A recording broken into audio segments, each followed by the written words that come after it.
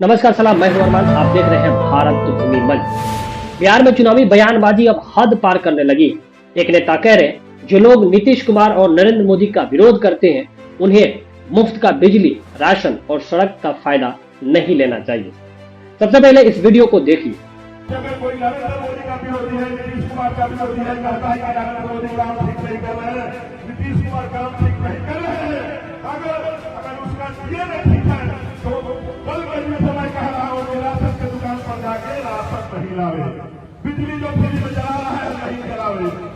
अगर कोई नरेंद्र मोदी का विरोधी है, नीतीश कुमार का विरोधी है, कहता है कि नरेंद्र मोदी काम ठीक नहीं कर रहे हैं, नीतीश कुमार काम ठीक नहीं कर रहे हैं, अगर उसका डीएनए ठीक है तो कल के समय कह रहा हो कि राशन की दुकान पर जाके राशन नहीं लावे, बिजली जो फ्री में जला रहा है नहीं जलावे। अब जरा रुकिए, ये कोई मजाक नहीं है। ये नेता जनता के डीएनए पर सवाल उठा रहे हैं। ये बयान बताते हैं कि कुछ नेताओं के दिमाग में जनता के लिए अब इज्जत नहीं, सिर्फ घमंड और एहसान का भाव बचा है। पहला सवाल, क्या सरकार की आलोचना करना गुनाह है? क्या लोकतंत्र में जनता सिर्फ ताली बजाने के लिए है, सवाल पूछने के लिए नहीं? दूसरा सवाल, जब योजनाएं जनता के टैक्स से चलती है तो नेता किस बात का उपकार कर रहे हैं? बिजली का बिल, सड़क का निर्माण, राशन की सब्सिडी, इन सबका पैसा जनता देती है।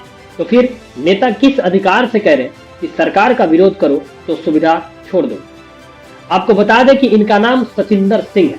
ये एनडीए गठबंधन से बीजेपी के टिकट पर कल्याणपुर विधानसभा से विधायक पद के उम्मीदवार हैं।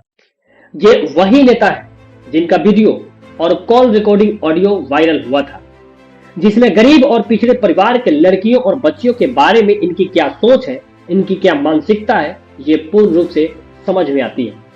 उस कॉल रिकॉर्डिंग ऑडियो में अश्लीलता और मानवता के सभ्यता की सारी हदें पार है, जिसे सुनकर आपके कान से खून निकल जाएंगे। हालांकि यही का जमाना है और आज के समय में आर्टिफिशियल इंटेलिजेंस द्वारा क्रिएटेड कह देना आसान है। खैर, जो भी हो, उस वीडियो और ऑडियो की तहकीक हमारी चैनल नहीं करती है, क्योंकि यह जांच का विषय है।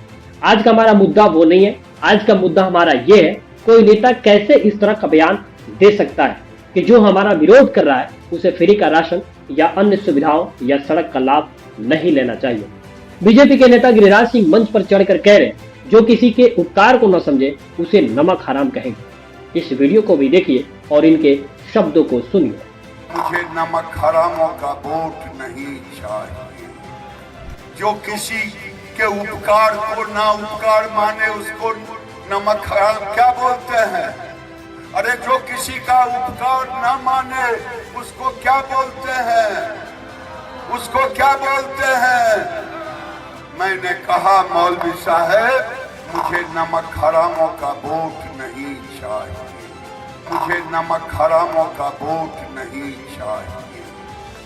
जो किसी के उपकार को ना उपकार माने उसको नमक हराम क्या बोलते हैं? अरे जो किसी का उपकार ना माने उसको क्या बोलते हैं? उसको क्या बोलते हैं? मैंने कहा, मौलवी साहब, मुझे नमक हरामों का वोट नहीं चाहिए। ये जो नेता नमक हराम कह रहे हैं, उनसे पूछना चाहिए, आप कौन सा नमक खिला रहे हैं? जनता तो अपने पसीने से कमाती है, अपने टैक्स से देश चलाती है, तो फिर वो किसकी हरामखोरी कर रही है? असल में ये बयान सत्ता की फ्यूडल मानसिकता को उजागर करते हैं, जहां नेता खुद को मालिक समझता है और जनता को नौकर। हमने तुम्हें राशन दिया, हमने तुम्हें सड़क बनाकर दी, हमने बिजली दी। अरे भाई, आपने नहीं, जनता ने दी है। जनता के टैक्स से, जनता के पसीने से ये सारे कार्य होते हैं। नेता सिर्फ माध्यम है, मालिक नहीं।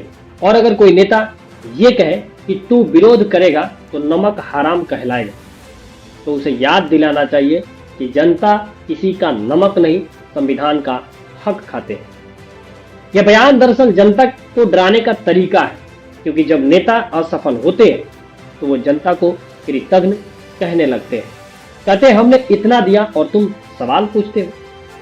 भाई, सवाल इसलिए पूछे जाते हैं क्योंकि जिम्मेदारी तुम्हारी है। सरकार का काम एहसान करना नहीं, सेवा करना है। अगर सड़क टूटी है, सवाल होगा।